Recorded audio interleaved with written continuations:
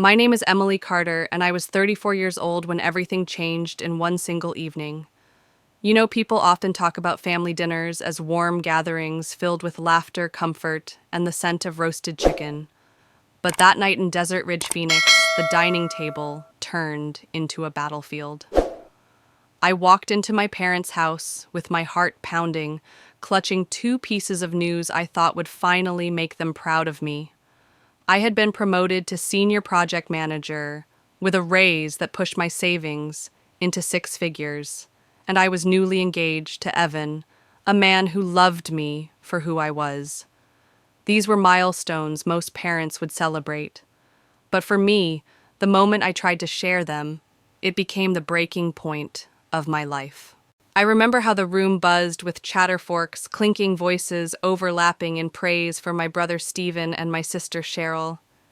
I had waited for a pause, a small gap of silence, a chance to breathe out my words. But before I could, my father slammed his fork onto the table. The sound sliced through the room like a blade. His eyes locked on mine, cold and sharp. "You are the most useless child in this family," he spat. "Planning parties. That is not a real job. Why can't you be more like Stephen or Cheryl?" The words struck me harder than I expected. For a second, I froze. My mother smirked clearly, enjoying the humiliation. Cheryl laughed under her breath, sipping her wine with exaggerated grace. Stephen glanced up from his phone just long enough to let a faint grin flicker across his face. The air thickened around me. My chest burned, not only from the insult, but from the weight of years of being ignored, belittled, erased in my own family's story. I could have defended myself. I could have listed the events I had managed: charity galas, conventions, corporate gatherings that shaped the city. I could have shouted that I had built a career from nothing, that clients trusted me, that Evan adored me. But in that instant, something deeper spoke inside me.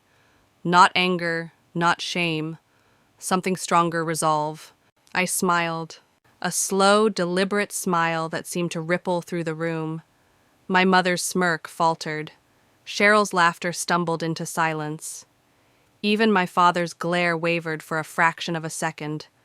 That smile was not surrender. It was defiance. It was me claiming a piece of power they had denied me for decades. Without a word, I pushed my chair back. The legs scraped the hardwood floor, loud in the silence. My purse was waiting at my side. I picked it up, stood tall, and walked toward the door. "Emily, where are you going?" My father's voice followed me, tinged with confusion. But I did not look back.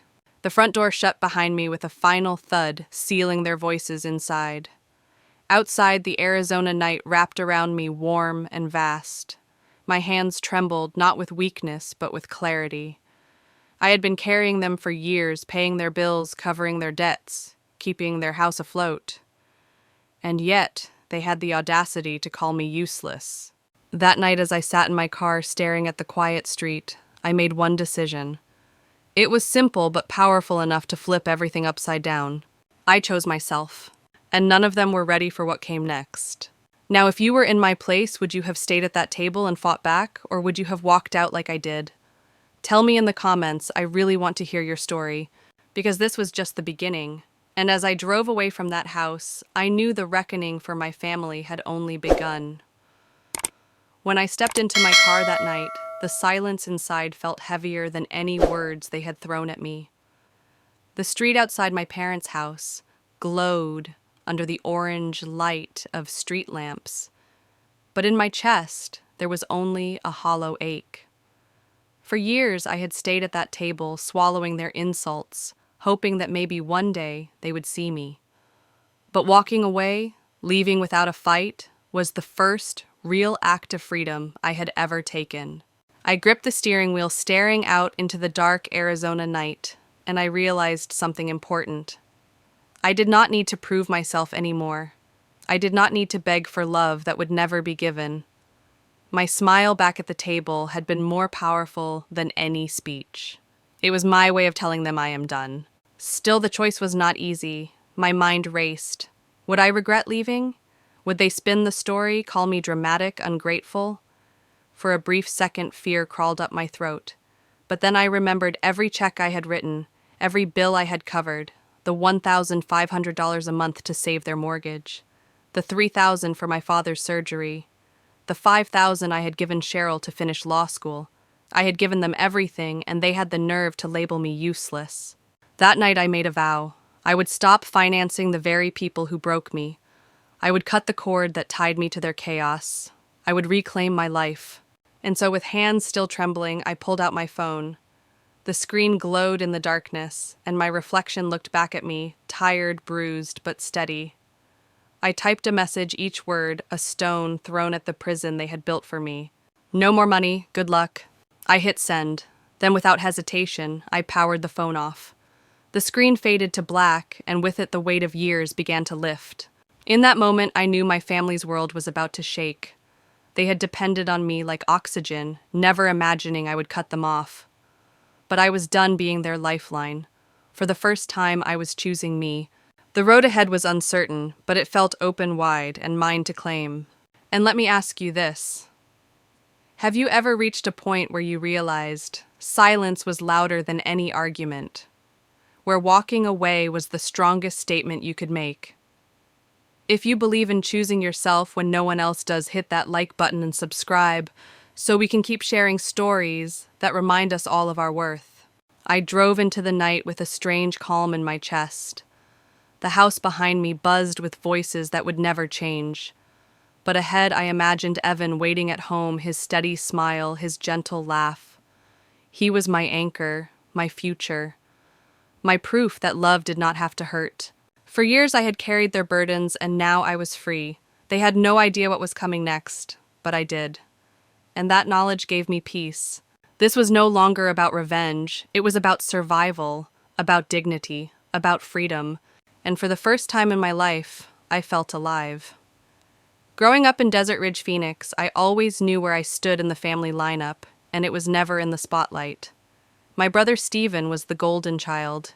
He was the tech prodigy, the one who built apps, pitched ideas, and drew applause at every turn.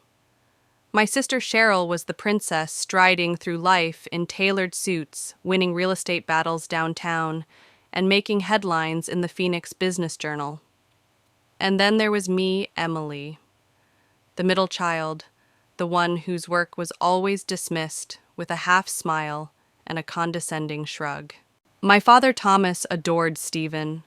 Every conversation was about his latest contract, his next investor meeting, his bright future. My mother Diane practically glowed whenever Cheryl walked into the room. Her condo deals, her glossy photos, and business magazines, they were her proof of success. But when it came to me, an event planner who pulled sleepless nights, coordinating weddings, fundraisers, and corporate galas, their praise vanished. "That's cute, Emily," my mom would say, her voice laced with disdain. "But when are you going to get a real job?" Every time her words pierced deeper. She didn't see the chaos. I managed the vendors I juggled, the clients who trusted me with the most important days of their lives. She didn't see the way my work brought communities together or raised funds for causes that mattered. All she saw was a daughter who didn't measure up to her golden children. But what they never realized was that in my own quiet way, I had built something solid. I had worked my way to project manager at one of the top event firms in Phoenix. By 34, I had been promoted to senior project manager, my savings finally crossing into 6 figures. I had carved out a career built on persistence and grit, even if they refused to acknowledge it. And yet, no matter how much I achieved at every dinner table, I was the invisible one. Their voices would echo with Stephen's victories and Cheryl's conquests, while I sat in silence, forcing smiles that grew heavier each year. That is why the words my father flung at me that night stung so fiercely. They weren't just insults. They were the embodiment of decades of being told directly or indirectly that I wasn't enough. You see, in every family, there's often a story written long before you're old enough to understand. Stephen was the genius. Cheryl was the queen. And me, I was the afterthought. The child who was expected to nod, to clap for others, to give, but never receive. And I did give, more than they ever knew. I paid their bills when money ran short. I covered Stephen's startup costs when investors hesitated. I chipped in for Cheryl's law school tuition when her savings dried up. I even sent checks for my parents' mortgage month after month, pretending it didn't hurt that they never once said thank you. For years I thought this was love, that sacrificing myself for them was what family was supposed to mean, that maybe if I kept giving, they would finally see me. But standing in the shadows had made me strong, stronger than they realized. Strong enough to finally step out and claim my own life. Let me pause here to ask you, have you ever grown up in a family where roles were already written, where you were expected to play the part of the invisible one? Drop a comment below and tell me what role you were cast into, because your story matters. My backstory was not just about being ignored. It was about being underestimated. And sometimes that underestimation can become your sharpest weapon. Because when the moment comes, and it always does, the people who thought you were weak are the ones most shocked by your strength. And my family's moment of shock was still ahead. By the time I turned 34, the image of being the useless one in my family should have shattered under the weight of my accomplishments. But to them, I was still the girl who planned parties, nothing more. The truth was very different. I had fought tooth and nail to climb a ladder most people never even see. At my firm in Phoenix, I wasn't just another employee. I was the person who made things happen. My boss once told me, "Emily, you turn chaos into magic." That spring, she called me into her office with a grin on her face. She handed me a letter, my promotion to senior project manager, complete with a raise that pushed my savings over $100,000. I held that paper in my hands, and for the first time, I felt like the years of exhaustion, the late nights, the endless problem-solving had finally paid off. It wasn't just a title. It was validation that I had built something solid. It was proof that my work mattered. My career was thriving, and for once, I wanted to share that triumph with my family. Foolish or not, I thought maybe they would finally see me. But that wasn't the only news I carried with me. 1 month before, Evan had slipped a simple, elegant ring onto my finger under a desert sky filled with stars. Evan wasn't flashy. He was a history teacher who made me laugh so hard I sometimes cried. With him, there were no masks, no conditions, no measuring sticks. He saw me completely and without judgment. He was my partner, my anchor, and my best friend. I had imagined the dinner scene 100 times. I would hand my parents the promotion letter. I would show them the ring. They would smile, maybe even clap. For the first time, they would have to acknowledge that I had carved out a life worth celebrating. I rehearsed the words on the drive to their house, my stomach in knots, but a small flame of hope burning inside me. But hope has a cruel way of mocking you. As I pulled up to the house, I could already hear my father's booming voice through the open window, bragging about Steven's latest startup deal. My mother chimed in about Cheryl's newest court victory. Their laughter spilled into the warm Arizona air, and I sat in the driveway gripping the steering wheel until my knuckles turned white. Still, I told myself it would be different. This time I had news they couldn't ignore. This time I had built something undeniable. And yet, even as I stepped out of the car, even as I clutched my purse with the promotion letter inside and the ring glinting on my hand, a whisper of dread curled in my stomach. Because deep down, I already knew the truth. No matter what I had achieved, they were never going to give me the recognition I craved. But here's the thing. That quiet truth, that whisper of dread, it wasn't a weakness. It was the seed of resolve. And sometimes knowing the truth about your family's blind spots is the very thing that sets you free. Have you ever felt the weight of an achievement in your hands, only to realize the people you wanted to impress would never care? That is a lesson that hurts, but it is also the beginning of independence. I carried that letter. I wore that ring.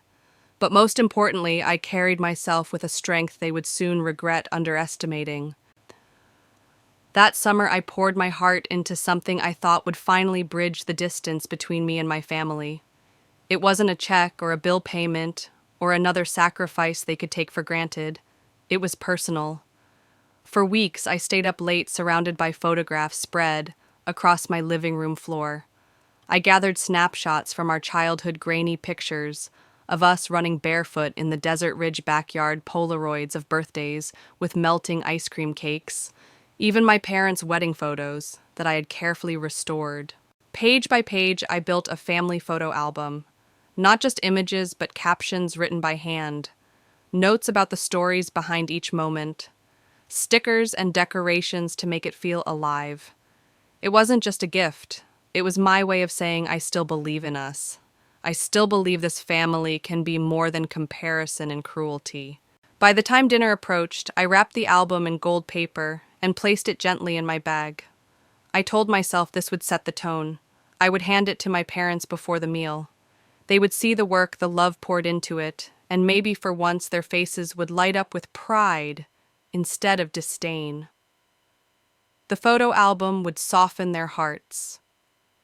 Then I would tell them about my promotion and my engagement to Evan. But walking through the front door, I felt the fragile hope begin to unravel. My father was on the phone bragging loudly about Steven's startup, his voice booming with excitement. "He's going places," he said, pacing near the fireplace. My mother and Cheryl were in the kitchen laughing about her latest condo deal, Diane's voice brimming with awe. I hovered in the doorway, clutching the album. "Mom, I brought something for you and Dad," I said, holding up the gift. She barely looked at me. "That's nice, Emily. Just put it somewhere." And just like that, she turned back to Cheryl, her laughter drowning out the crack in my chest. Stephen didn't even glance up from his phone when I approached him. "I made something for the family," I said softly. He grunted. Later, maybe eyes glued to his screen. I stood there, the wrapped album heavier in my hands, my excitement collapsing into silence. Eventually, I set it down on the sideboard, untouched, unseen. My fingers brushed the shiny gold wrapping one last time, as if asking it for comfort. In that moment, I realized the album wasn't just a gift, it was a test. A test to see if they could recognize the love I still carried for them. And they had failed it without even noticing. If you had been me, if you had spent nights building something with your whole heart, only to have it brushed aside, what would you have done? Share it with me in the comments, because I know so many of you have lived that silence. And if you've ever felt invisible in your own family, hit subscribe. Together, we can break that cycle. Still, I told myself dinner would be different. I told myself that once I spoke my news aloud, once I handed them the album after the meal, they would have no choice but to see me. But deep inside, I think I already knew they weren't going to change. And the gift that symbolized love and unity would be left unopened on the edge of the table, just like me. Dinner began the way it always did in that house, with my father carving meat as if he were also carving out roles for each of us. Stephen was the genius, Cheryl was the star, and me, I was the filler space at the table, a body in a chair expected to nod and applaud. The album I had made sat untouched on the sideboard, its gold wrapping glinting under the dining room light, ignored like the person who created it. I sat across from them, my pulse pounding. My father's voice droned on about Stephen's upcoming pitch to investors. My mother chimed in about Cheryl's courtroom win, her voice brimming with awe. Laughter filled the room, clinking glasses echoing against the walls. I gripped my fork until my knuckles whitened. The words burned inside me. I had something to say. I took a deep breath. "Everyone, I have something to tell you." My voice cut through the chatter. For a split second, they all looked up. My father mid-bite. My mother, glass of wine in hand. Cheryl, her eyebrow arched. Stephen finally glancing up from his phone. Their eyes were on me, and my heart leapt. Maybe this was it. "I got promoted to senior project manager," I said, forcing a smile. "And Evan and I?"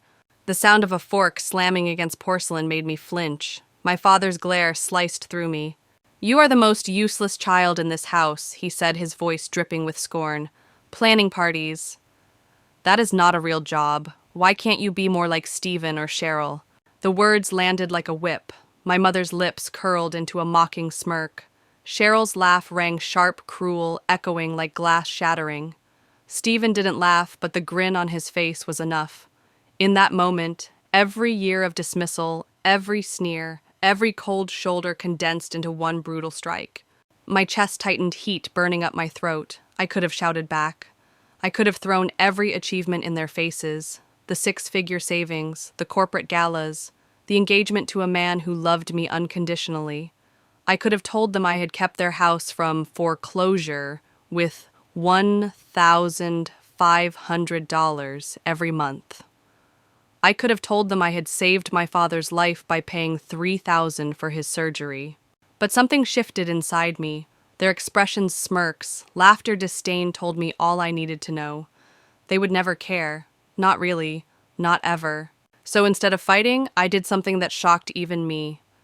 I smiled, a slow, deliberate smile that made my mother's smirk falter, Cheryl's laugh catch in her throat, and my father's glare waver. Silence fell over the table. Without a word, I pushed my chair back. The scrape against the hardwood was louder than any argument I could have made. I stood, grabbed my purse, and headed for the door. "Emily, where are you going?" My father called, confusion edging his tone. But I didn't turn back. The front door shut behind me with a final thud, sealing them inside their own echo chamber. In that silence, in that single act, I took back something I hadn't realized was mine all along my power. The night air and desert ridge wrapped around me as I stepped off the porch, the sound of the door closing still echoing in my ears. I walked to my car with a strange calmness, though my hands were trembling. Inside, the silence pressed against me, but it wasn't suffocating anymore. It was liberating.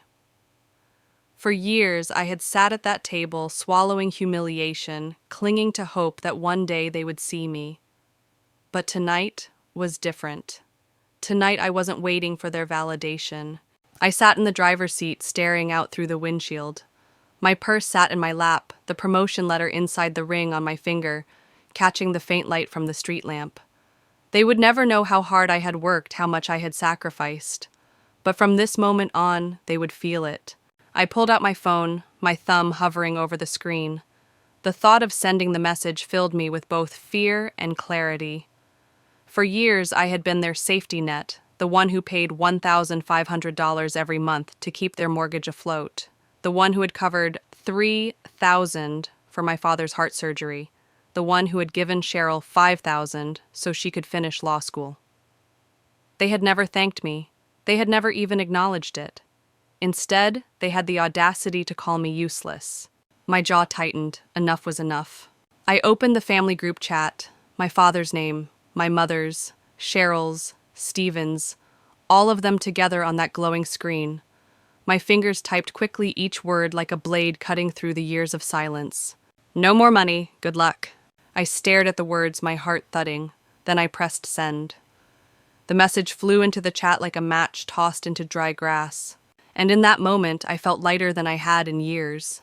I powered off my phone, tossed it onto the passenger seat, and started the car. The engine hummed to life, and I drove into the night. For the first time, the road ahead felt like mine, open, unburdened, wide enough to hold the future I was finally choosing. Let me ask you something.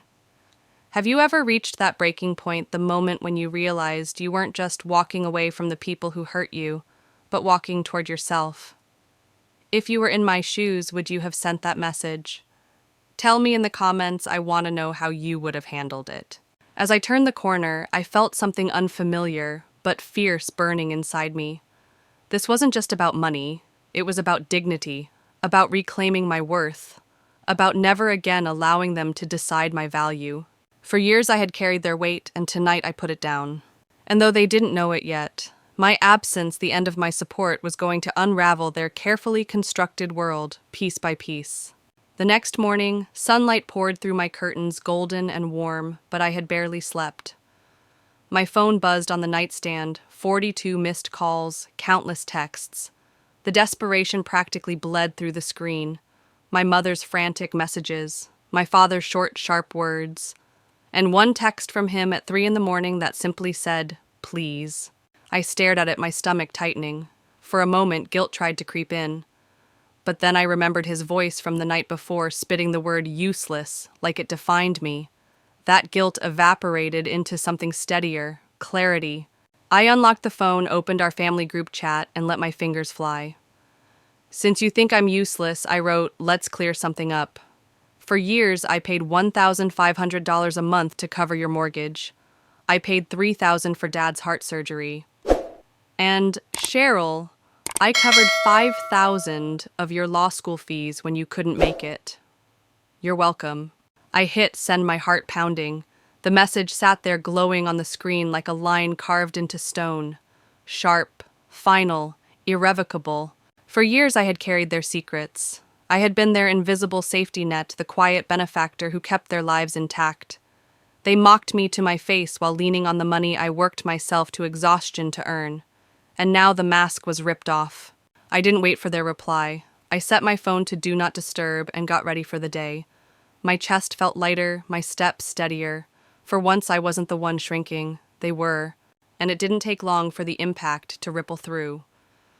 At that very moment in Desert Ridge, my father was staring at the screen, his face drained of color. My mother was pacing the kitchen, wringing her hands, her smirk replaced with panic. Cheryl, who had built her reputation on power suits and glossy magazine spreads, was suddenly reminded of the 5,000 that had kept her afloat. Stephen the genius sat in silence, realizing he had assumed my support was endless, when in reality it was me bleeding for his dream. They weren't just shocked, they were exposed. Have you ever kept a secret so long that speaking it out loud felt like lifting a mountain off your chest? If you've ever been the invisible one carrying everyone else, hit like and subscribe because your story deserves to be seen. That morning I poured myself a cup of coffee, the sunlight spilling across my kitchen table. For the first time in years, the weight wasn't on me anymore. I wasn't hiding what I had done. I wasn't begging for scraps of acknowledgement. I had drawn a line, and they could no longer cross it. And somewhere inside that Desert Ridge house, the first cracks in their carefully constructed facade had begun to spread. This was no longer about what they thought of me. It was about the truth.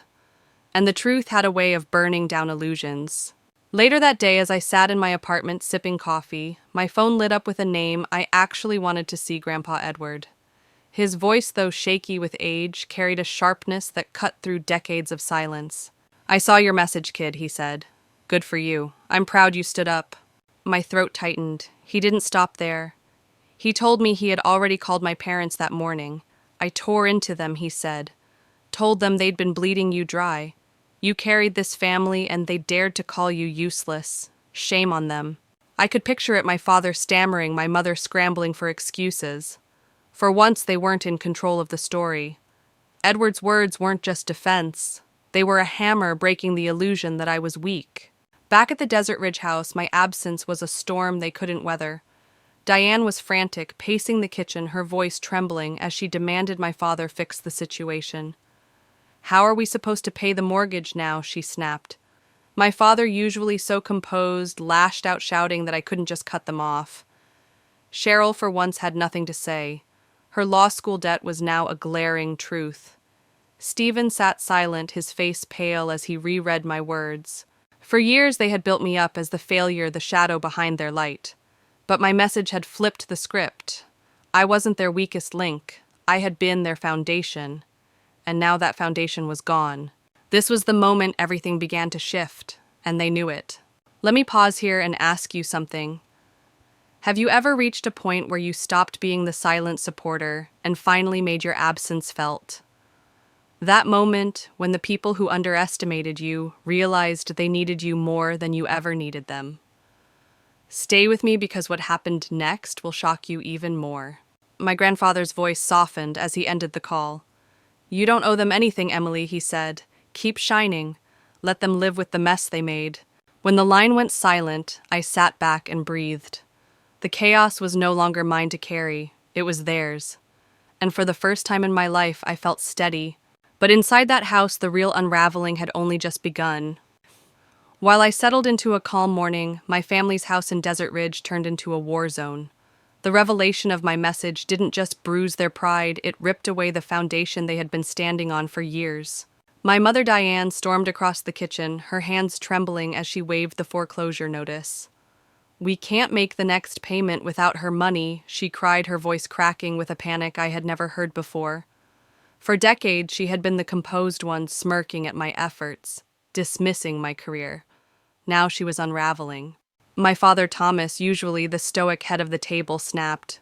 "You think I know what to do?" he barked back. "She can't just cut us off like this." His face was red veins straining in his neck. For years he had controlled the narrative, reminding me how insignificant I was. But that control was gone. Cheryl, my sister, who always flaunted her designer suits and big clients, sat stunned. Her voice was quieter than I had ever heard it. $5,000, she muttered. She paid $5,000 for me, and I never knew. She stared at her glass of wine as if it could explain away her shame. The law school degree she had built her empire on carried my invisible fingerprints. Stephen the Golden Boy leaned against the wall, pale and shaken. His tech startup, once his crown jewel, was drowning in debt. I thought it was a loan, he muttered. I thought she'd be fine. But his words were hollow. For years he assumed my sacrifices were endless. Now, he was staring at the truth that his empire had been propped up by the sister he barely acknowledged. The house erupted into blame. Diane accused Thomas of pushing me away with his cruelty. Thomas fired back, pointing at Diane's laughter, saying she was just as guilty. Cheryl turned on Stephen, demanding to know how much he had taken. Stephen shouted back, his voice cracking under the weight of guilt and denial. They had always looked polished to the outside world, the picture of a perfect family. But inside those walls, my absence had exposed them. They weren't strong. They weren't untouchable. They were fragile, dependent, and furious at each other. I wasn't there to see it, but I didn't have to be. Grandpa Edward later told me everything, his voice almost amused as he described the shouting match. They're tearing each other apart, he said. And you know what? They deserve it. It was strange hearing that. For so long, I had been the one holding them together, silently patching cracks no one else noticed. Now with one message, I had let the dam break. Tell me this, have you ever stepped back from people who took you for granted, only to watch their world collapse without you? Drop your answer in the comments, because these are the moments that show us our real worth.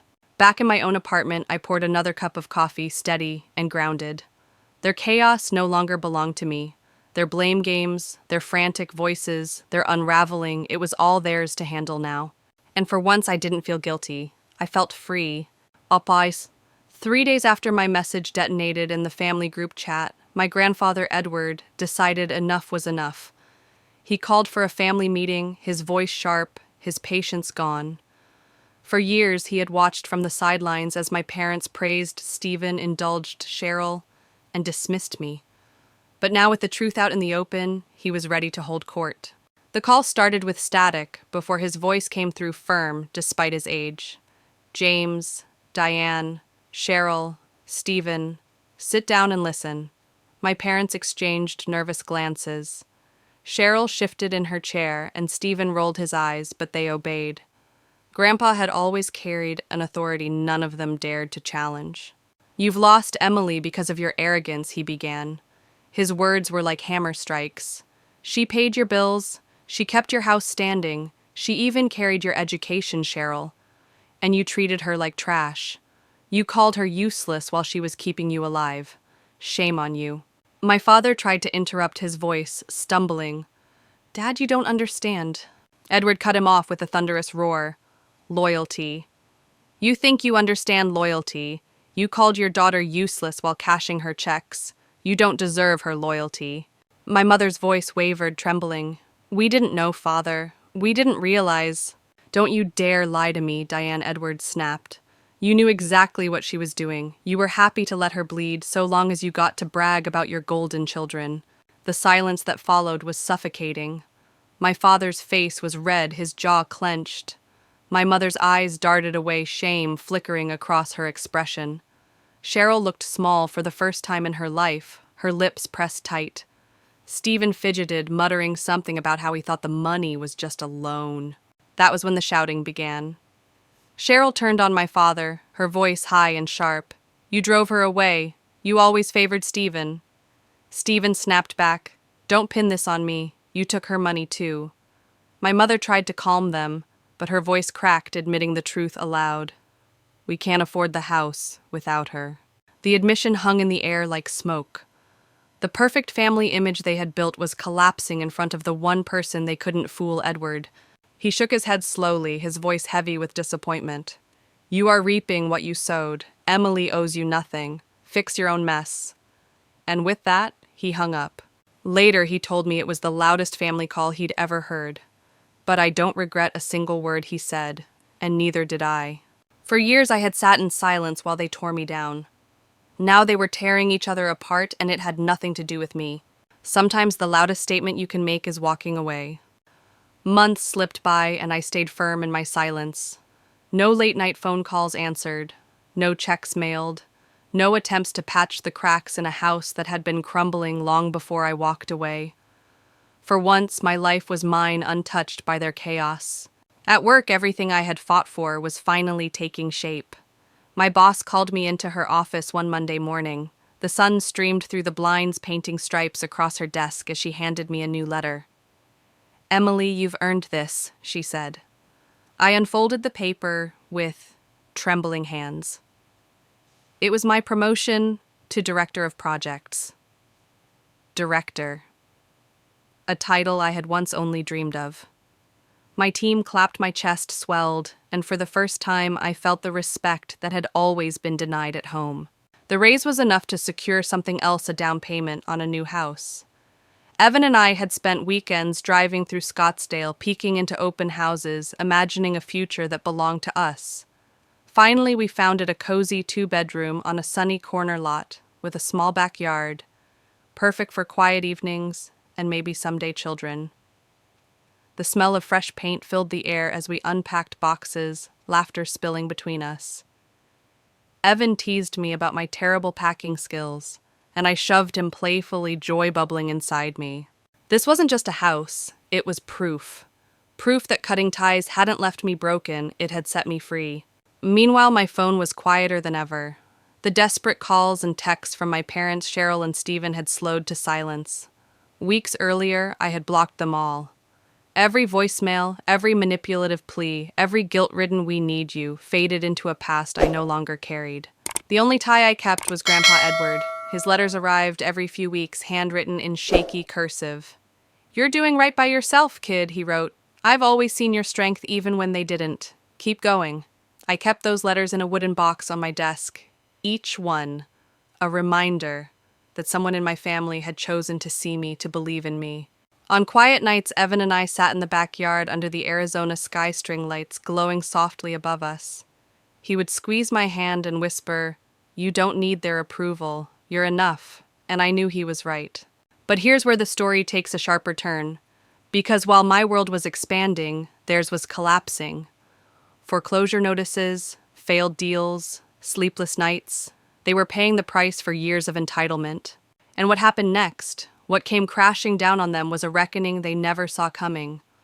Stay with me, because in the next part you'll see just how far their fall would go. While I was unpacking dishes in my new Scottsdale kitchen, my family in Desert Ridge was unraveling. The safety net they once mocked had been pulled away, and without it, their carefully staged lives collapsed. The first blow came with a letter stamped in red, "Final notice of foreclosure." Without the $1,500 I had sent every month, my parents had missed 2 payments. The bank was done waiting. My mother clutched the notice with shaking hands, her voice breaking. "Thomas, we're going to lose the house." My father paced the living room, muttering about selling his car, his pride shrinking as reality closed in. Cheryl's empire cracked next. She had built her reputation on speed and flash, but her deals always needed upfront cash she never admitted she lacked. I had been the silent bridge fueling her early climb. Now, without my money, her big condo project stalled. Investors pulled out. Her clients whispered. The woman who strutted through courtrooms in designer suits suddenly found herself begging for extensions, her voice tight with desperation. "Just give me more time," she pleaded over the phone. But the confidence that once defined her was gone. Stephen, the so-called golden child, faced his reckoning too. His tech startup, once his ticket to glory, was drowning. To stay afloat, he picked up overnight shifts at a data center. The hours drained him. His swagger disappeared, replaced by dark circles under his eyes. For the first time, he realized the truth: his dreams had been built on my silent sacrifices, not his brilliance alone. Inside that house, chaos reigned. My parents snapped at each other, blaming and bickering. My mother accused my father of pushing me away. My father barked that she had laughed at me, belittled me just as much. Cheryl accused Stephen of knowing more than he admitted. Stephen shouted back, his pride crumbling under the weight of exposed dependence. And through it all, Grandpa Edward's voice lingered in their ears. He had told them bluntly, "You're reaping what you sowed." Those words burned because now they saw it was true, while their world caved in mine, opened wider. I walked through the new house with Evan, our laughter echoing against fresh painted walls. My phone stayed silent, not because no one was calling, but because I had blocked them all. I didn't need to hear their chaos to know it was happening. Tell me this, have you ever cut ties with people who drained you only to watch them struggle without the support they thought was endless? If you've ever seen that shift, hit like and subscribe. Stories like this remind us why boundaries matter. For the first time in my life, I wasn't the one carrying them. They were forced to carry themselves, and it was breaking them. As the months passed, something inside me shifted in ways I hadn't expected. For the first time, I could breathe without the weight of obligation pressing on my chest. I could wake up without scanning my bank account to see if I could cover another bill that wasn't mine. I could smile, really smile, without wondering if it would ever be enough for them. Ruthless as it sounds, watching their downfall didn't bring me joy. It brought me clarity. My parents lost the Desert Ridge house to foreclosure. Cheryl's reputation shriveled as whispers spread about deals she couldn't close. Stephen's nights blurred into exhaustion, his dreams dissolving into overdue payments and fading ambition. All of it stemmed from one truth they never wanted to admit: their survival had been built on me. But the story wasn't about their collapse, it was about my rise. By cutting the cord, I had finally learned what love truly meant. Love wasn't writing checks in silence while being mocked at the dinner table. Love wasn't swallowing insults for the illusion of family. Real love was Evan, standing by me with steady eyes, reminding me every day that I was enough.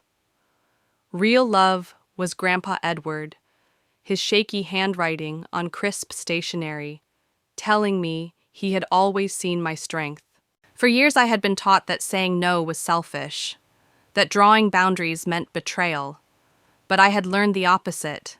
Boundaries weren't walls to shut out love. They were walls to shut out abuse so love could finally grow.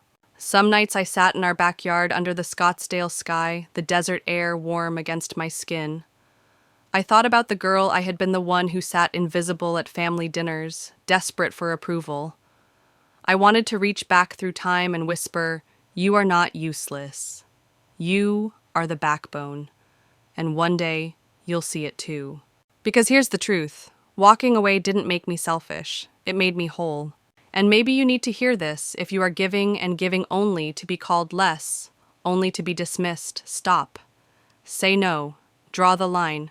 Choose yourself. It's not betrayal. It's survival. If my story proves anything, it's that the word useless can become the foundation for a new kind of power. The power to leave. The power to rebuild. The power to love yourself enough to start over. My family thought they broke me, but what they never understood was that breaking away was the very thing that set me free. The day of my wedding arrived, and as I stood in a flowing white dress beneath the Scottsdale sunset, I felt a peace I had never known at that dinner table in Desert Ridge. Twinkle lights hung above, casting a soft glow across the backyard we now called home. Evan stood at the makeshift altar, his smile steady and sure. His eyes told me everything that I was seen, valued, and loved. In the front row sat Grandpa Edward, the only family member I had chosen to invite. His hands trembled, but his eyes sparkled with pride. He had always been my anchor, the quiet proof that family could mean safety instead of sacrifice. "You look beautiful, kid," he whispered when I passed him, and my heart swelled with gratitude. There were no speeches comparing me to Stephen, no smirks from Cheryl, no glares from my father.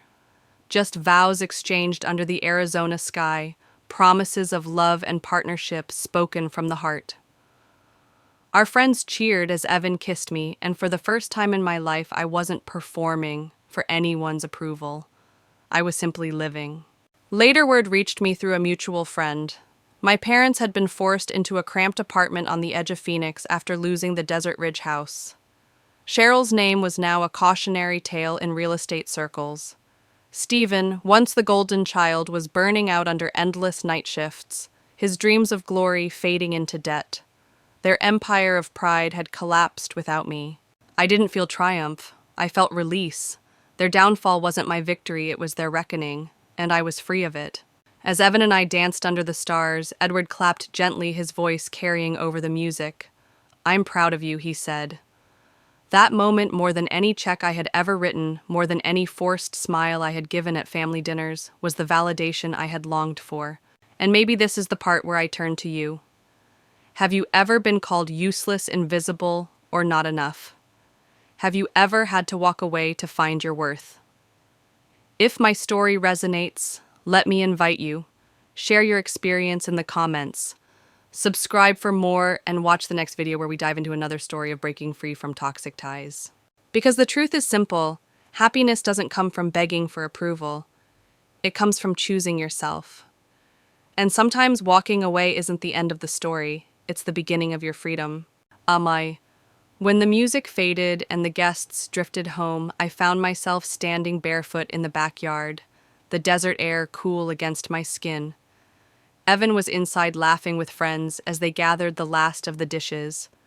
Grandpa Edward had already gone to bed, his letter for me tucked into my hand before he left. "Keep going, kid. You're stronger than you know." I looked up at the Arizona sky, 1,000 stars scattered like promises, and I thought about the road that had brought me here. For so long, I had believed my worth was measured by the approval of people who never intended to give it. I had carried their debts, covered their mistakes, and endured their ridicule, hoping one day they would see me. But walking away had taught me something far more important. I had to see myself first. The old house in Desert Ridge was gone, along with the life where I was invisible. In its place was this home built on love, respect, and the kind of laughter that didn't cut, but healed. I realized then that family isn't always the one you're born into. It's the one you choose, the one that chooses you back. I slipped my hand over the ring Evan had placed on my finger and smiled. My life was no longer about proving my value to people who called me useless. It was about building something new, something mine. And as I stood there under the stars, I felt free, completely, finally free. Because sometimes the bravest act of love isn't holding on, it's letting go.